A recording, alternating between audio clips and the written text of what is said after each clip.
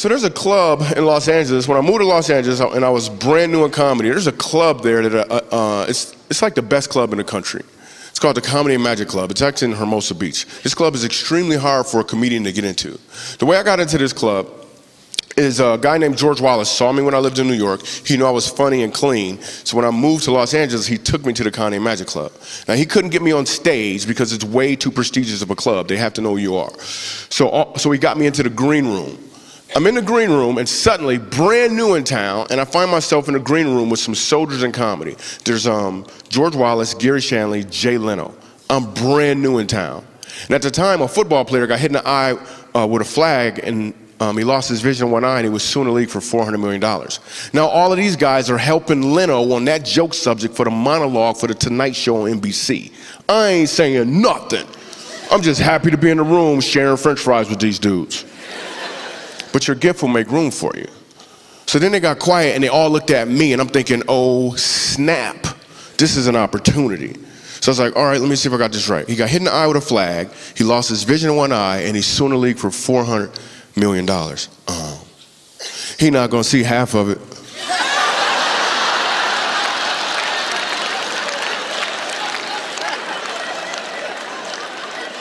Like for real. So here's the thing, how did I get that joke that fast under that much pressure? The truth is, it wasn't as much pressure as you might think because I had been practicing since I was a child in the form of a kid who was having a hard time reading. I was practicing just like you've probably been practicing. You just didn't know you were practicing. I'm here to let you know you've been practicing. And for a lot of you guys, it's game time. It's game time. So now I'm in the club, and I'm performing there. This was probably like 7, 8 years ago.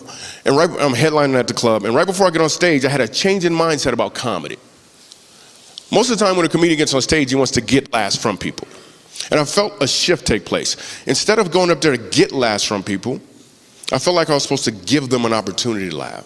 I did a little prayer, and I clearly felt like I was supposed to give an opportunity to laugh. This changed everything. Because now I'm not looking to take, I'm simply looking for an opportunity to give. This is why we now go to the homeless shelters and all these places. In fact, that very night when I leave the stage, I'm outside, people want autographs, we're hanging out, taking pictures, and I look across the street and I saw a homeless guy. I had never seen a homeless guy outside this club before, ever. But that doesn't mean he wasn't there before. That just means before, my mindset was to get laughs from people, so why would I even notice them?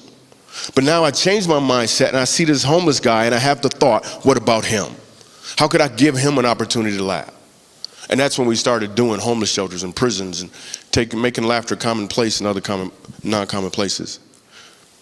So now as a result of doing that, we went to this one place, we went to Montrose, Colorado. It's a facility for children who are being abused by their parents. And I'm hearing all of these stories, and his grandmother tells me about her grandson who is so afraid of his mom because he's on drugs. She's been abusing him, and one of the things she's been doing is she's been pulling out his toenails. So I hear this story, and they bring all these kids inside, and Spider-Man is sitting right up. This little boy is so afraid of his mom, everywhere he goes, he wears a Spider-Man costume. He's sitting right up front at the show. If my mindset was still to get laughs from people, there's no way I would have been able to do the show. But my mindset changed, so now I have to do the show. So I get up on stage and people start laughing slowly but surely. 20 minutes in it, I hear a voice come from right here. And the voice says, my name is Ronan. And this little boy pulls off his mask and introduces himself to me. In a way, and I can't even tell you what it meant to me. And he started talking to me for like 9 minutes like I wasn't doing a comedy show at the time. But it was all because I made this shift. I made this change, and I said simply, instead of trying to get, I'm going to see if there's an opportunity to give. If you can make this adjustment, it will change your life for the good. If you're a mechanic, you may think you get paid to fix vehicles, but if you can make this shift, you will recognize you help people reach their desired destination. That will put your alarm clock out of business. My senses are there's a lot of people out there still hitting the snooze button. Before I bounce means to vacate the premises. I'd like to explain to you how life works, at least from a comedian's perspective. First there's a setup, and then there's a punchline.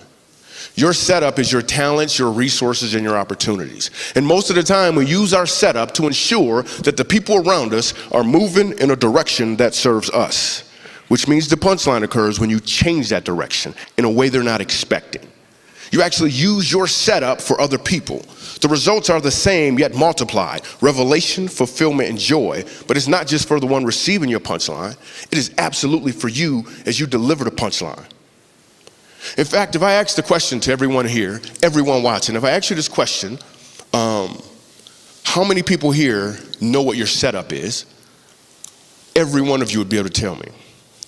Because your setup is the fact that you have a house, a car, you've been married, you went to school. Your setup is about what you've received.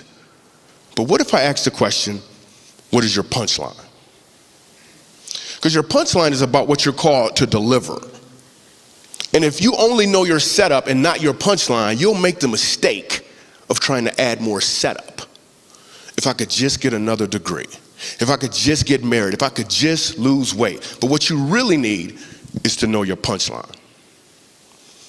Again, because to know your setup and not your punchline is an uncomfortable place to live. Let me give you an example. How many people are still thinking about the story of me and the CEO on stage? The reason all you guys are still thinking about that story is because all you have is the setup. You don't have the punchline. Yet we've moved on and allowed ourselves to be entertained like there wasn't something missing. So we'll go to a comedy show or a football game or a concert, even though there's something missing. And that's just the story I told you 10 minutes ago. What about your story? You've been living it your entire life, and if all you know is the setup and not the punchline, you are living in an uncomfortable place. And please be clear, just like when I had a hard time reading as a child, your setbacks are part of your setup so you can deliver the punchline you're called to deliver. Much like a slingshot, the further you've been set back, the further you're going to reach. But what are you going to aim for? Everyone has a setup, and everyone has a punchline. You need to find your punchline and deliver it. I'm Michael Jr. I love you. Thank you, guys.